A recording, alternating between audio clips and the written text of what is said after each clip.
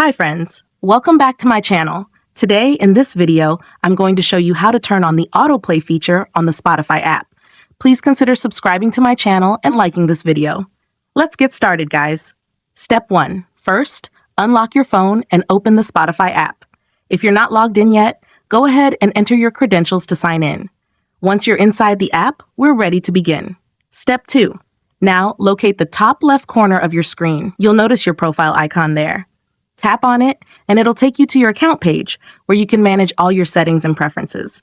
Step 3. Next, locate the Settings and Privacy option and tap on it. Step 4. Now, locate the Playback option and tap on it. Unfortunately, the Autoplay option is turned off. Step 5.